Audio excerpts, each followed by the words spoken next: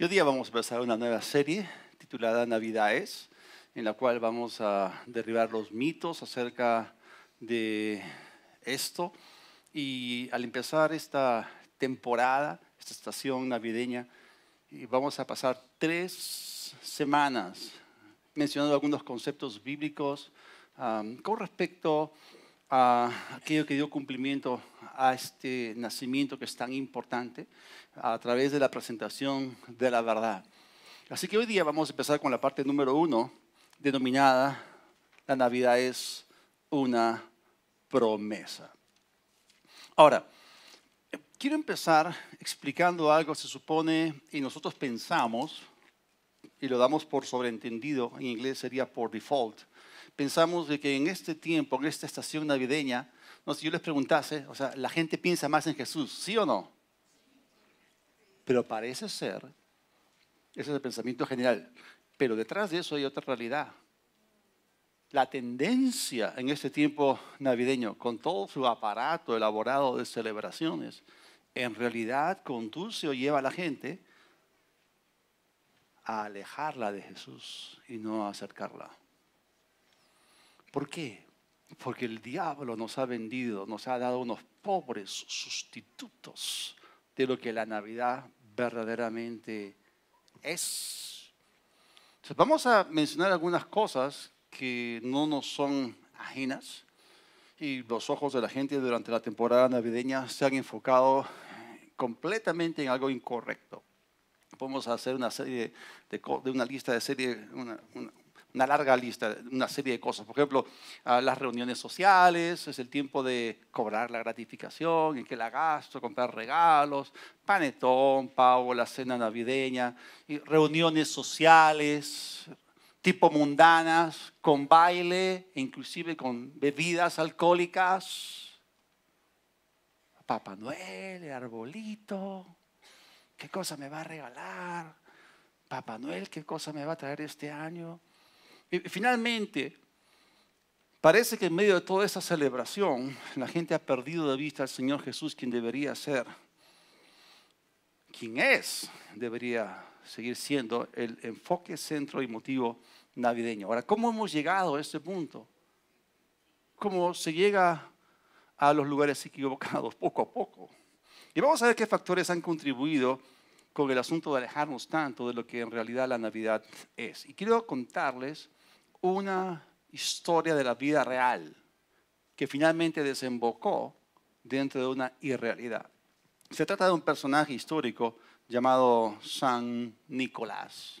O sea, él nació como un niño de una pareja rica, tenía muchos recursos, era gente muy amable y se lo tuvieron cuando ellos ya eran bastante mayores. Le pusieron el nombre Nicolás y bueno, cuando nace un niño, los padres obviamente creen que va a tener un futuro promisorio. O sea, ¿qué padre, qué madre no pone una expectativa grande en sus hijos, creyendo, anhelando, deseando que sus hijos van a hacer una contribución positiva en este mundo? ¿No creemos eso nosotros acerca de nuestros hijos? Nosotros no los tenemos por tenerlos, sino que queremos que ellos van a marcar la diferencia. Y bueno, y los padres de Nicolás no se equivocaron, porque él fue una gran persona. Y después de la muerte de sus padres, Nicolás heredó una gran herencia y él fue reconocido porque era muy generoso con los pobres. En cierto momento de su vida, él entró a un monasterio y llegó a ser el obispo de la ciudad costera de Mira.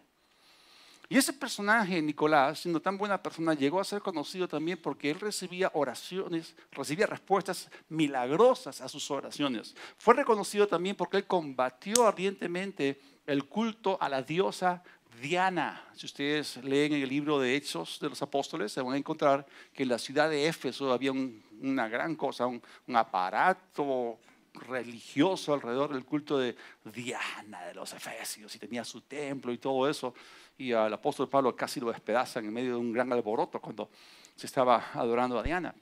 Y también Nicolás fue conocido porque terminó encarcelado bajo la persecución del emperador romano Diocleciano, y cuando el emperador romano Constantino prohibió las persecuciones del cristianismo, entonces Nicolás participó en lo que es conocido como el concilio de Nicea, y también él formó parte de la comisión para formular el conocido credo de Nicea. Finalmente, Nicolás murió el 6 de diciembre del año 343 después de Cristo, y por eso el 6 de diciembre, mi cumpleaños, es el día de San Nicolás. Ahora, esta historia de la vida real desemboca en algo que tiene que ver con los mitos que he mencionado de que vamos a derribar uno por uno. Porque eso que fue real, que fue verdadero, fue un buen hombre, terminó con un asunto serio, es decir, él es considerado originalmente como el primer Santa Claus o Papá Noel, el original. Y él jamás se enteró seguramente de eso. Después de su muerte, lo colocaron en esa posición. Ahora, ¿cómo es entonces que nosotros hemos llegado a estas creencias? Porque él llegó a ser el primero de los muchos mitos que existen sobre la Navidad en la actualidad. Bueno, es sorprendente cómo la gente a lo largo de la historia inventa cosas que se han quedado establecidas como tradiciones, y estas tradiciones han pasado a diferentes culturas y civilizaciones en diferentes naciones, generación tras generación, y a veces nosotros asumimos que ciertas cosas tienen un cierto valor y que son confiables, pero realmente no necesariamente las son. Entonces estas cosas que se van transmitiendo, la gente las abraza sin ningún tipo de análisis. Pero ya Nicolás no tenía ninguna culpa de que él fue convertido en el primer Papá Noel. Y es cierto que San Nicolás existió siendo una buena persona, pero la habilidad de la gente de vendernos ideas que realmente benefician sus propios bolsillos es sorprendente. O sea, no nos dejamos de maravillar de la habilidad que la gente tiene. Entonces, quiero describir cómo esto está ocurriendo, cuál es este proceso. Después de que Nicolás perdió a sus padres, él tenía 19 años y, como les dije, heredó una tremenda fortuna y él la donó por completo a los pobres. Y bueno, ¿y cómo llegó él a convertirse en Papá Noel? Bueno, él tenía una vecina que se iba a casar. Los padres no tenían dinero suficiente para pagar la fiesta por el matrimonio. Entonces, él le dio una bolsa llena de monedas de oro a esa familia para ese matrimonio. Entonces, a partir de ahí, la celebración de la Navidad incluye regalos, incluye a Papá Noel llevando una bolsa y todo esto. Entonces, a partir de este gesto de bondad, las cosas comenzaron a tergiversarse. Aparte de eso, que todos sabemos que Papá Noel es bien gordo, pero Nicolás era flaco, era delgado, era alto. O sea que son cosas que la gente maquilla, que la gente maneja. No había Photoshop en aquellos días, pero bueno, la gente cambia todo, y este tipo de cosas y cambios, lamentablemente, a través del tiempo en la historia, fueron atribuidos a invenciones estadounidenses. Por ejemplo, el primer gran cambio fue en el año 1823, cuando el escritor Clement Moore escribió el poema que tenía dos nombres, o sea, La noche anterior a la Navidad o La visita de San Nicolás, en donde se le grafica en un trineo jalado por 9 renos, cuando originalmente era jalado solamente por un caballo. Entonces, esta fue una adición dentro de este aparato que se armó. Y bueno, la segunda modificación importante se produjo en el año 1931, cuando la Coca-Cola contrató a un caricaturista para que pudiese elaborar una imagen, fabricar una imagen mucho más humana de Santa Claus o Papá Noel, y por eso lo vemos así, lo conocemos así hoy en día, vestido de rojo, con cinturón, con sus botas negras. Es más, parte de este mito, y esto fue creciendo, se dice que Papá Noel vive en algún lugar remoto del Polo Norte, ¿no? Y que él viene y reparte regalos de sur a norte en todo el globo, en todo el planeta, asistido, por supuesto, por una serie de duendes, ¿no?, inexistentes. Entonces, todo eso se fue tejiendo y ha llegado a nuestros días. Otra adición que contribuyó a este proceso fue la del árbol de Navidad, porque existen diferentes leyendas e historias con respecto a cómo esto llegó a establecerse como parte de la celebración de la Navidad. Pero este concepto, sin importar cuál fue su origen, encaja perfectamente con el hecho de Papá Noel, los regalos, y lo siguiente es debajo del árbol. Entonces todo se fue acomodando para vendernos una imagen. Y bueno, y ahí está, ¿no? Papá Noel con los regalos debajo del árbol. Entonces estos y otros elementos que forman parte de nuestra cultura y sociedad pretenden comunicar lo que la Navidad es, pero en realidad son parte de lo que la Navidad no es, pero se ha perpetuado de generación en generación. Y toda esta atmósfera genera eventos, así como en un vivero que se proveen las condiciones climatológicas ideales o perfectas para que todo crezca bien, grande, saludable. De la misma forma, bajo esta atmósfera, una serie de eventos son de esperarse que tomen lugar. Por ejemplo, ¿a cuántos de ustedes de niños les pasó que tu papá vino y te dijo, pórtate bien este año para que en Navidad Papá Noel te traiga la bicicleta que tanto quieres? Ahora, vamos a pensar un poquito, ¿ok? Y miren lo que se le vende a nuestros niños desde pequeños. O sea, imagínense, un personaje inexistente haciendo un viaje de un lugar inexistente en el Polo Norte, viajando por los aires en un trineo avión jalado por 9 renos, de repente aterriza junto a tu casa, ¿ok? Y Santa Claus o Papá Noel, siendo tan gordo como es, va a meterse por la chimenea de tu casa, ¿ok? Y va a jalar la bicicleta en su papel de regalo y todo va a llegar intacto y lo va a colocar debajo de tu arbolito, ¿ok? ¿Y qué si tu casa no tiene chimenea?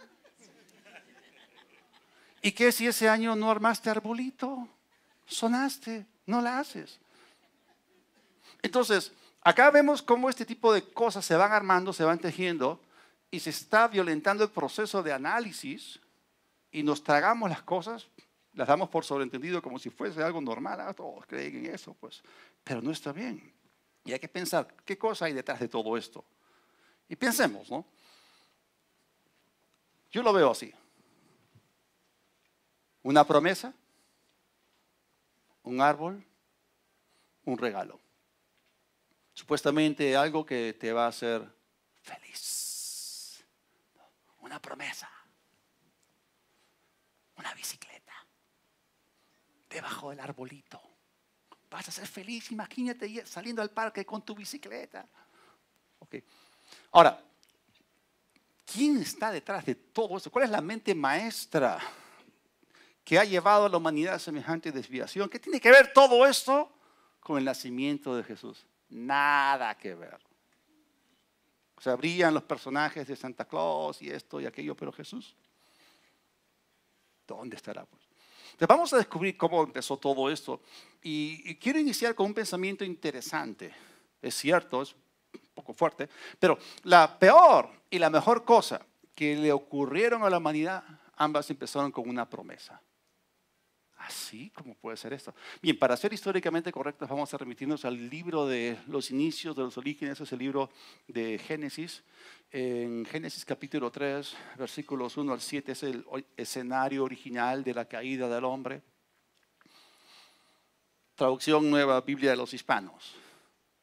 Bien, la serpiente. La serpiente. La serpiente era más astuta que cualquiera de los animales de campo que el Señor Dios había hecho. Y dijo a la mujer, ¿con que Dios les ha dicho? ¿No comerán de ningún árbol del huerto?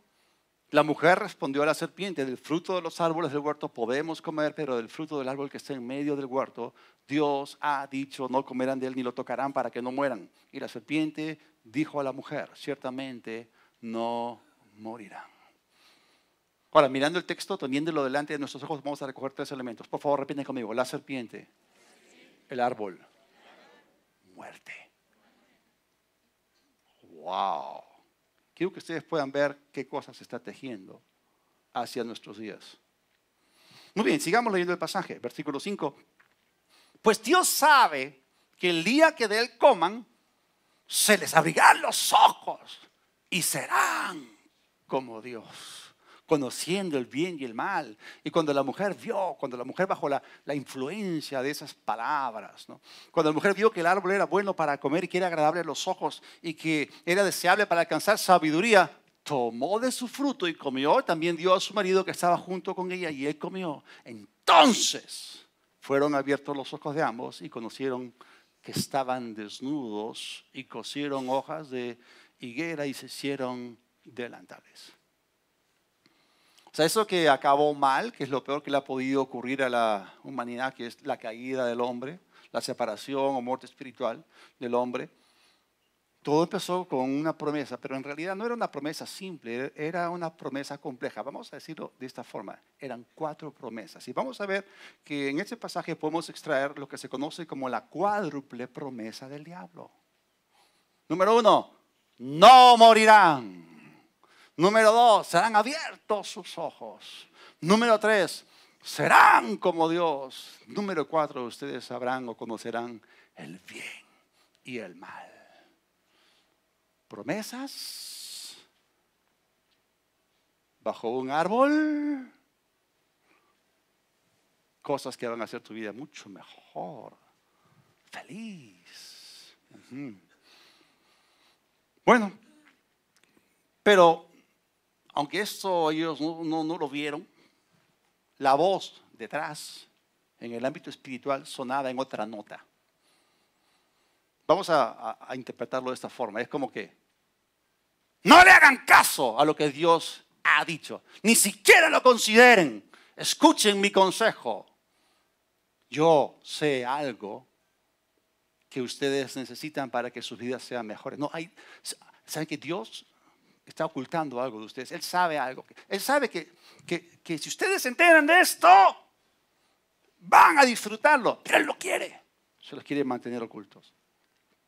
Poner en tela de juicio la bondad de Dios. Conclusión, Dios es malo, yo soy bueno. Obviamente ellos no se dieron cuenta que esto sonaba así. Bueno, es triste, pero me gusta lo que escribió Thomas Brooks acerca de esto. Él dijo, Satanás promete lo mejor, pero paga con lo peor. Él promete honor y paga con desgracia. Él promete placer y paga con dolor. Él promete ganancias y paga con pérdidas. Promete vida y paga con la muerte.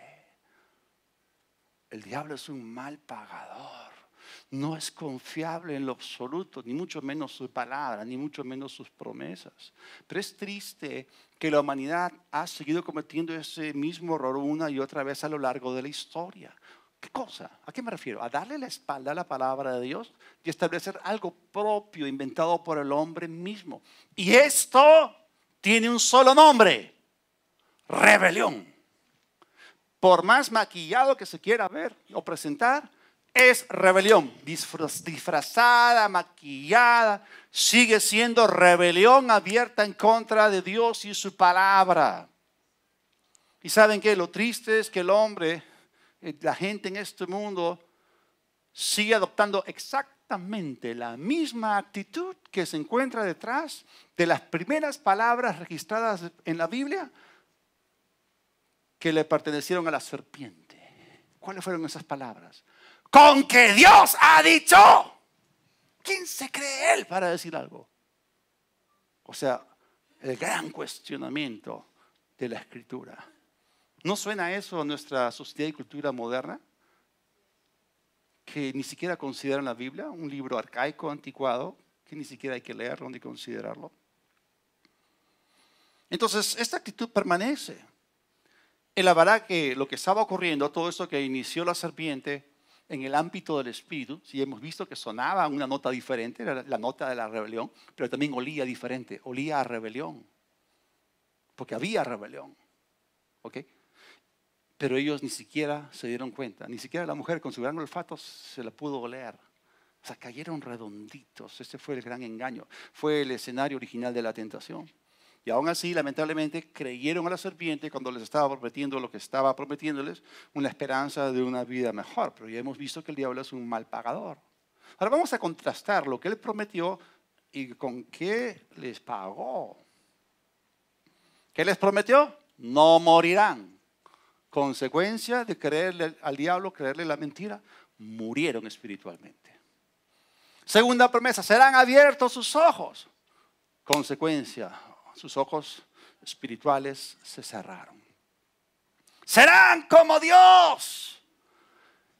Y con esta promesa, este es bravo, porque miren, alguna vez han leído el Salmo 8, En el Salmo 8, versículo 5, hablando acerca del hombre que Dios creó, dice, le hiciste un poco menor que los ángeles, lo coronaste de gloria y honra. En el hebreo, la escritura dice, le hiciste un poco menor que Dios, lo coronaste de gloria y honra. ¿Cuántos saben que la escritura dice que Dios hizo al hombre a su imagen y semejanza? ¿Cuál fue el modelo original que Dios tomó a partir del cual él hizo al hombre? Fue él mismo, fue él mismo. Así que en cierto sentido ya eran como Dios. Obviamente eran seres humanos, pero hechos a la imagen y semejanza de Dios. Sí, ustedes van a ser como Dios, cuando ya eran como Dios en cierto sentido. Humanos, por supuesto, pero se parecían a su Padre. Llegaron a ser como el diablo, hijos de su padrastro, el diablo. Número 4, sabrán el bien y el mal. ¿Y qué fue lo que ellos supieron? Supieron que estaban desnudos. Pero escúcheme bien, ese trago fue muy amargo. O sea, el veneno ya había entrado en su sistema, ellos lo podían sentir.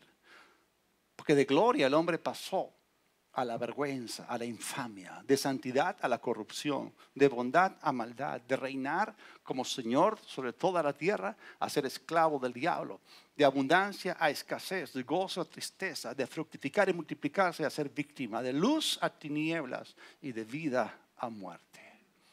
Y el diablo les mintió, cayeron redonditos, pisaron el palito. Alguien podría hacer un comentario, ¿no? ¿Cuánto poder tiene la mentira? Nosotros sabemos que la verdad es todopoderosa, es omnipotente. Es poder de Dios para salvación. Según de Corintios 13:8 dice que nada podemos contra la verdad sino por la verdad. Pero ¿cuál es el poder de la mentira? El único poder que tiene la mentira es el de la muerte, porque el que se la cree se separa de Dios, quien es la vida. Eso es un poder privativo en realidad. No es un poder activo, es un poder privativo, es ausencia de.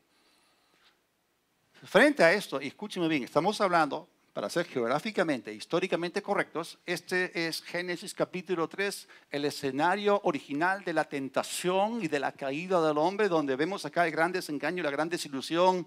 El hombre fue completamente engañado. ¿Qué pasó? ¿Cómo creen ustedes que ellos se sentían en ese momento? Miserables. O sea, el diablo los había engañado. Habían traicionado la confianza de Dios puesta en ellos. Y esta parecía una no hope situation. Una situación de ninguna esperanza. El hombre cayendo, desvaneciéndose. Víctima. Súper dolido. Sucio, culpable. Y a partir de ese momento, o sea, ¿qué cosa sería del hombre? O sea, imagínense, en ese momento, lo único que podían ver y percibir era su propia miseria. No podían ver más allá. ¿Qué sería del hombre? El hombre seguiría eternamente separado de Dios. El hombre seguiría victimizado por Satanás eternamente. O sea, ¿hay alguna esperanza? ¿Hay alguna promesa?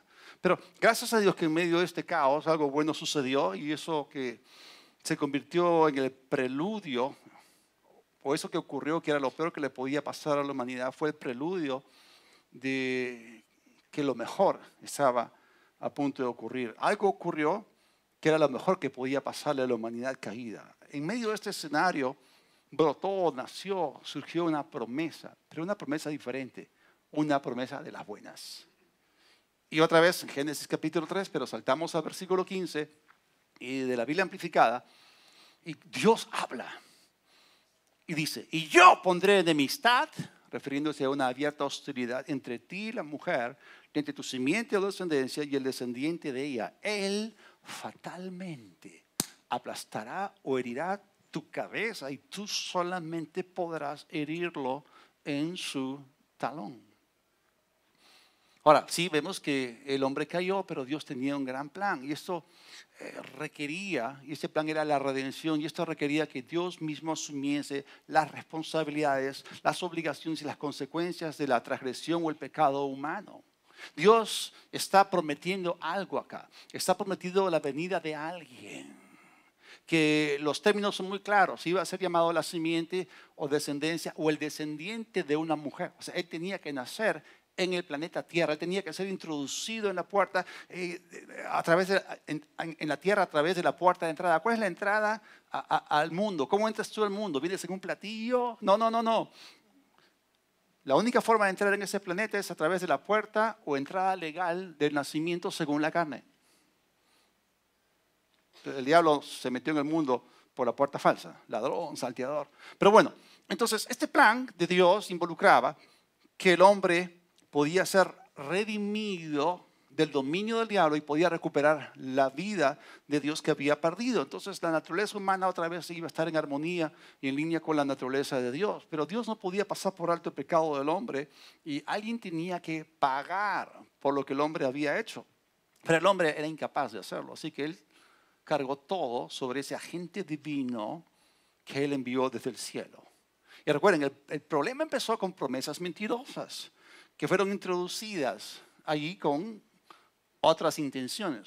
Pero la solución vino a través de la introducción de una promesa verdadera. Entonces Dios comenzó a anunciar que vendría alguien, esta simiente, esta descendencia, este descendiente, iban a ser una mujer, iba a ser un agente divino que iba a ser enviado desde el cielo. Y vamos a ver cómo la palabra de Dios, por el principio de la revelación progresiva, Dios comienza a añadir una serie de detalles, a juntarlos. Aquí se abre un archivo, se abre un file, ¿ok?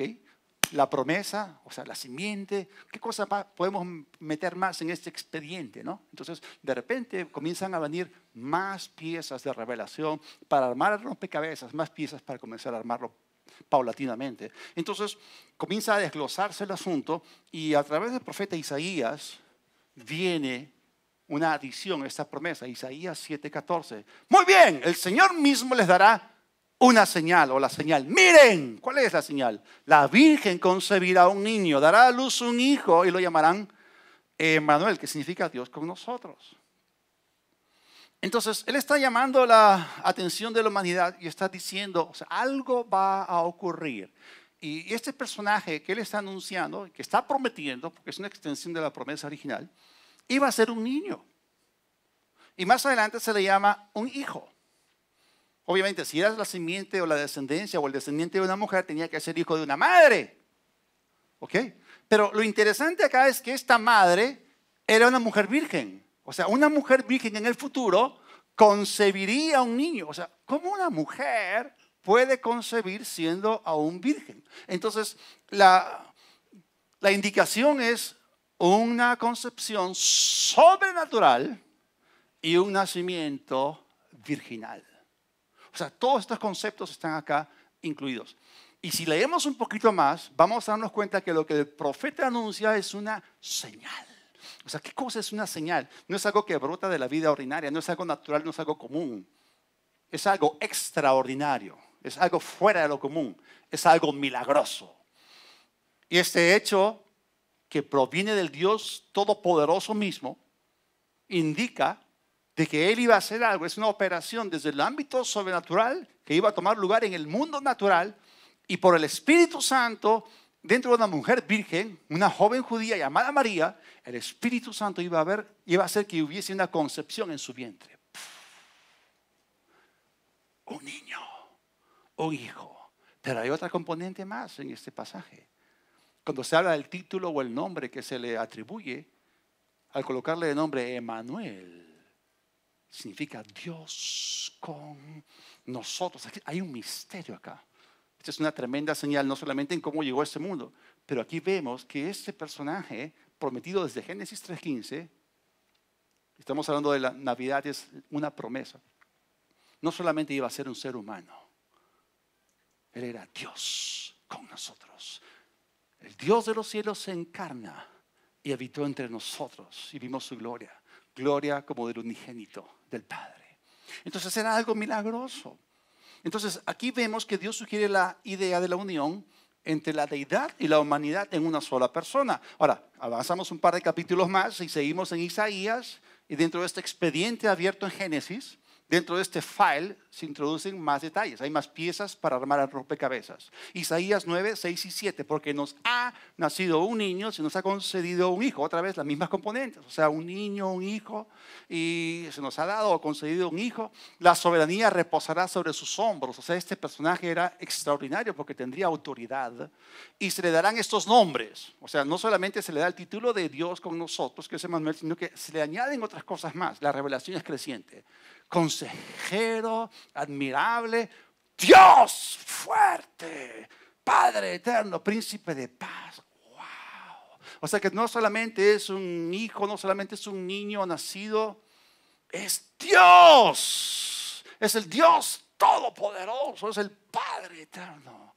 Y luego se le habla aquí, porque también tiene un aspecto humano, y se le habla de su misión. Cuando Él venga acá, ¿qué iba a hacer? Se extenderán su soberanía y su paz y no tendrán fin. Gobernará sobre el trono de David. Está hablando acerca de la sucesión de reyes que hubo en Israel. Desde el primer rey, que fue Saúl, hasta el último de los reyes de Judá. Pero hay un rey que viene, que en la lista es el rey número 42. 6 por 7. 6 es el número del hombre, 7 es el número de Dios. ¿Saben quién va a ocupar el trono de gloria en Jerusalén? El trono número 42 es este Dios hombre, es Jesucristo. Sobre su reino para establecerlo y sostenerlo con justicia y rectitud desde ahora y para siempre. Esto lo llevará a cabo el celo del Señor Dios Todopoderoso. Sí, era una señal, era algo milagroso. Acá vemos este agente divino, es Dios y es hombre, es una encarnación. Es algo milagroso, es algo que nunca antes ocurrió en la historia. Y es una promesa que es buena, que es verdadera. Es una manifestación de la humanidad y divinidad presentes en una sola persona. Y este personaje prometido, Él iba a atestarle un golpe definitivo en la cabeza a la serpiente. Heriría en la cabeza a la serpiente, que en el idioma hebreo la expresión herir en la cabeza, golpear en la cabeza, significa quebrantar el señorío de un gobernante, significa remover de una posición de autoridad, significa deponer, es cuando alguien ha sido depuesto. Esa voz que surgió en el huerto, que fue la voz de Dios, con la introducción de esta promesa, surge inmediatamente después de que el hombre le dio la espalda a Dios, cometió alta traición y dobló su rodilla delante de Satanás. Él cambió su lealtad de Dios y se la dio al diablo. Y en ese momento el diablo recibió lo que el hombre tenía, la autoridad adámica. Adán era señor sobre toda la tierra, él dominaba sobre toda la tierra. Lo que el diablo recibió fue la autoridad adámica. Y en medio de ese contexto es que Dios lanza esta palabra. Viene alguien. Prometo que alguien viene. Y ese va a resolver el asunto. Ahora, hay otra extensión adicional a la promesa original que vino de parte de Dios.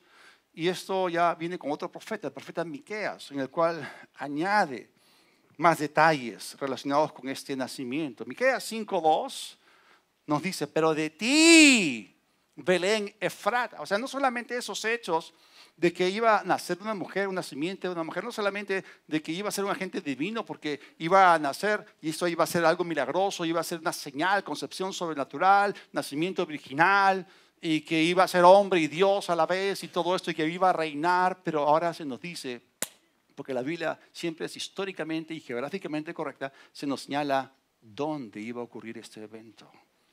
Pero tú, Belén Efrata, pequeña entre los clanes de Judá, de allí saldrá el que gobernará a Israel. Sus orígenes se remontan hasta la antigüedad, hasta tiempos inmemoriales. ¡Wow! Entonces esta profecía notable acerca de Jesús naciendo en Belén añade de que sus salidas fueron desde el principio y desde los días de la eternidad. O sea, sus orígenes se remontan hasta la antigüedad, hasta tiempos inmemoriales. O sea, está hablando acá de que Él ha existido desde la eternidad. Y sus huellas, sus pisadas han dejado rastros. Su actividad, Él ha hecho muchas cosas. Él fue el agente creador del universo. Todo lo que fue hecho por medio de Él fue hecho. Y nada de lo que existe vino a la existencia sin Él. O sea, Él es el autor de la vida. Y muchas veces la gente, cuando piensa en esta estación o temporada de la Navidad, o se se les presenta la imagen de Jesús, o sea, piensan en Jesús, los que piensan en Jesús, es un niño chiquito, indefenso, en un pesebre que como no sabe hablar, no tiene que decir nada que te pueda confrontar. O sea, la gente piensa en el aspecto físico del niño Jesús y piensan que, sí, Jesús, aquí es Jesús, un personaje histórico. ¿Y cuándo empezó a existir? Cuando nació en un pesebre en Belén. ¡Falso! Él como Dios siempre ha existido. Y bueno, obviamente, o sea, Dios entró en el escenario humano y como hombre, Él tuvo que nacer como niño. Entonces Jesús fue una persona preexistente con el Padre desde la eternidad. Y Jesús es parte de la deidad, es parte de la Trinidad. En el Antiguo Testamento se decía Dios, se decía el Verbo, se decía el Espíritu Santo, y ahora en la era de la Iglesia es el Padre, el Hijo y el Espíritu Santo. Entonces, como Dios, Él no tenía principio, pero como hombre iba a nacer en un cuerpo humano. Entonces, esa es la verdad de la Navidad. O sea, Navidad es, en primer lugar, una promesa de Dios que involucraba a alguien, un agente divino, introducido en el escenario humano, dándole al hombre esperanza. Y esto sería algo milagroso, sería una señal. Ahora, para que ustedes puedan entender la magnitud y el impacto de lo que la Biblia trata de comunicar con la palabrita señal, quiero remitirme a lo que escribió un hombre, un científico brillante, llamado Peter Stoner, en su libro Science Speaks, la ciencia habla. Él aplicó la ciencia moderna de las probabilidades solamente a 8 profecías. Yo les he dado 3, aparte, 4 les he dado. Pero aplicó esto a solamente 8 profecías relacionadas con la primera venida de Cristo. O sea, ¿y cuántos se acuerdan de la serie pasada, el rapto? Ok, quiero decirles lo siguiente. En la Biblia existen cierto número de profecías acerca de la primera venida de Cristo, que es el enfoque de la Navidad. Pero existen 8 veces más profecías con respecto a la segunda venida de Cristo. Les voy a hacer una pregunta. ¿Esas profecías con respecto a la primera venida se cumplieron? ¿Dios cumplió, honró sus promesas? Ok, y si ustedes tienen 8 veces más promesas acerca de que Él vuelve por segunda vez, ¿no creen ustedes que el impacto es demoledor? Él viene por su iglesia y luego viene para tomar control de ese planeta. Bueno, este hombre, hablando acerca de este cálculo de probabilidades, él dijo, si agarramos 8 profecías de todas las que hablan acerca de la primera venida de Cristo, ¿ok? Y le aplicamos el cálculo de probabilidades, entonces él dijo que para que todas esas 8 profecías se cumplan en un solo hombre, la probabilidad es de 1 comparado con 10 elevado a la 17ª potencia. O sea, eso equivale a 1, 2, 3, 4, 5 por 3, 15, 16. O sea, es un 1 acompañado de 17 o 10 elevado a la potencia 17. Eso es 100 cuatrillones. Entonces, ¿cómo representaríamos gráficamente esa señal? Y él dijo lo siguiente. Imagínense el estado de Texas, es lo más grande que hay en Estados Unidos. En Texas todo es más grande, ¿ok? ¿Cuál es la extensión territorial del Perú? ¿Quién sabe? 1.285.215.6 ¿qué? ¿Metros cuadrados o kilómetros cuadrados? Vamos muchachos, ¿cuántos peruanos hay acá? ¿Metros cuadrados o kilómetros cuadrados? Bueno, sea lo que sea, es, ¿ok? Pero 3 Texas hacen un Perú. Ok, 3 Texas hacen un Perú. O sea, ustedes agarran el estado de Texas, lo meten en el Perú, 3. O sea, okay, para que vean qué grande es la extensión territorial de Texas. Okay.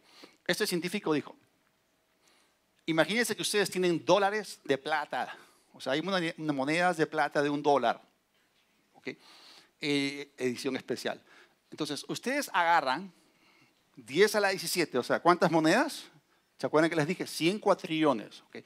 Ustedes comienzan a colocar, se van por toda la frontera de Texas, okay, y comienzan a colocar monedas de $1 de plata, okay, y van a tener ustedes con todas esas monedas 61 centímetros, o sea, torrecitas de monedas, todas juntas las unas con las otras, de 61 centímetros, cubriendo todo el estado de Texas. Y él dijo, la probabilidad de que 8 hombres diferentes, ¿okay?, bajo su propia inteligencia, por su propia cuenta, hayan dado esa profecía y que se cumplan, 8 profecías que se cumplan en un solo hombre, es como que ustedes marcan una de todas esas monedas que está escondida en todo el territorio de Texas. Ustedes agarran un hombre, le colocan una venda y le dicen, paséate en todo el estado de Texas, no sé cuántos días le va a tomar eso, y llega hacia el momento correcto, busca y saca la moneda. Y la moneda que está marcada, esa es la que tú eliges en la primera opción. O sea, estamos hablando de una señal tremenda. Estamos hablando acerca de el cumplimiento de esto. Es algo maravilloso. ¡Wow! Me gusta lo que dijo C.S. Lewis, que el Hijo del Hombre, el Hijo de Dios se hizo hombre para hacer posible que los hombres se volviesen hijos de Dios. El hombre cayó, salió de la familia de Dios, salió del reino de Dios, se vino en la familia del diablo, en el reino del diablo. Hay esperanza para el ser humano. Esta es una buena noticia. Aún el hombre puede formar parte de la familia de Dios, que es una familia de amor. Así que la verdad es esta. Navidad es una promesa que llegó a cumplirse para cambiar nuestras vidas y sacarlas del caos y la confusión y miseria que caracterizan nuestro mundo. C. Neil Strait dijo lo siguiente: la venida de Cristo mediante un pesebre en Belén parece ser extraña y maravillosa, pero cuando lo sacamos del pesebre y lo invitamos a nuestros corazones, entonces descubrimos su significado y la extrañeza se desvanece. O sea, ¿cómo Dios pudo haber hecho todo esto? ¿Cómo algo tan modesto tenía tanta grandeza detrás? Y la Biblia dice que Dios mira lo que el hombre mira lo que está delante de sus ojos, pero Dios mira el corazón. La Biblia dice que muchos se glorían en las apariencias y no en el corazón. O sea, en el ámbito del espíritu hay mucho más que lo que este ojo ve. Por eso, reconsideremos lo que Navidad es. O sea, consideremos otra vez lo que es Navidad. Y cuando el Papa Julio I, en el año 353 después de Cristo, estamos hablando después de la muerte de San Nicolás, autorizó que el 25 de diciembre fuese la fecha para celebrar el nacimiento de Jesús, él jamás se imaginó que la Navidad llegaría a ser aquello en lo cual se ha convertido hoy. Cuando el profesor norteamericano Charles Follen encendió velas en el primer árbol de Navidad en los Estados Unidos en el año 1832, ¿quién se habría imaginado que las decoraciones navideñas serían tan sofisticadas y elaboradas como lo son hoy? Ya ha pasado mucho tiempo después del año 1832, mucho más después del año 353 y muchísimo más después de esa noche oscura en la cual Jesús nació en un pesebre en Belén. Sin embargo, al acercarse el 25 de diciembre, esto nos da a nosotros la oportunidad para tomar una pausa, detenernos y en medio de todo el entusiasmo, el bullicio y todas las elaboradas decoraciones y las tan costosas cosas y la comercialización que rodea la estación navideña, reconsideremos el evento de la Navidad y la persona cuyo nacimiento celebramos. Y otra vez, ¿qué ha pasado? ¿Cómo ocurrió todo esto? Es lo mismo, lo que empezó en Génesis 3. Ese día, en el escenario original de la tentación, la serpiente hizo algo. Cuando uno lee Génesis se da cuenta que en medio del huerto había 2 árboles. El árbol de la vida, por un lado, y el otro árbol es el árbol de la ciencia del bien y el mal.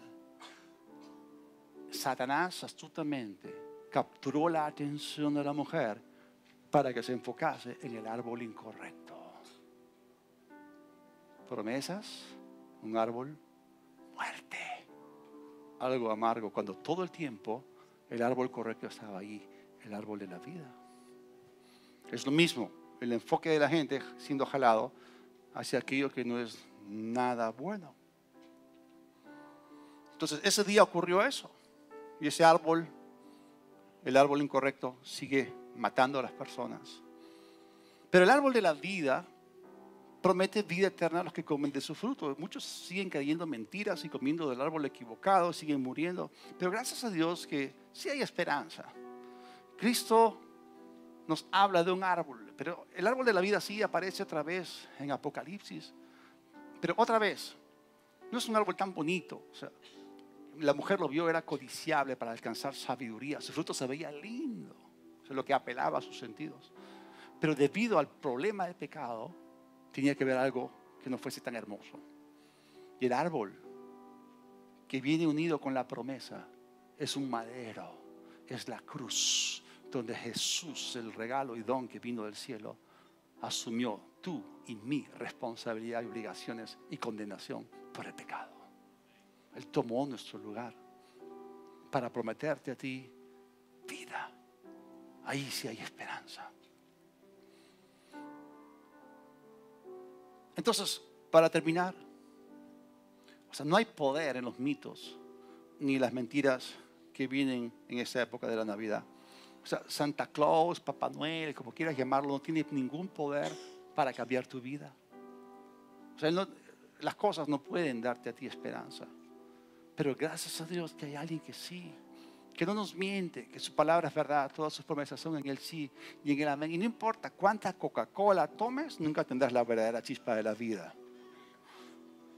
Porque el que no tiene a Cristo en su corazón nunca encontrará la Navidad debajo de un árbol y en ningún otro lugar.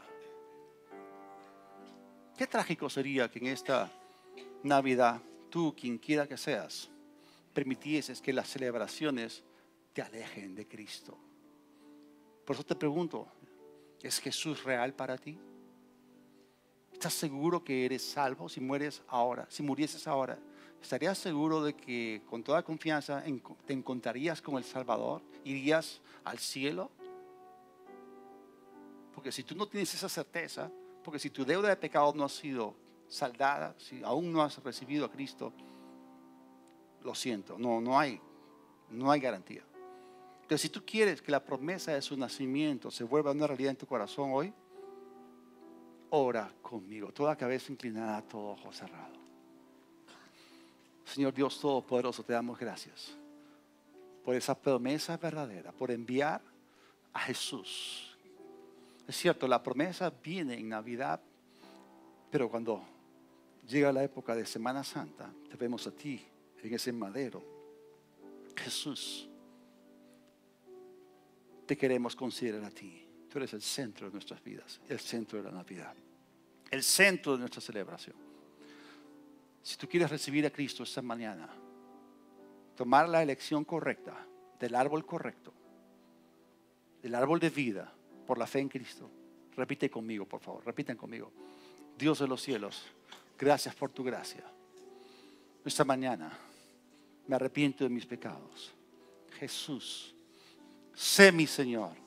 Creo que el Padre te resucitó y que tú vives. Recibo hoy perdón de pecados y el regalo de la vida eterna. Por la fe en ti, en tu nombre. Amén.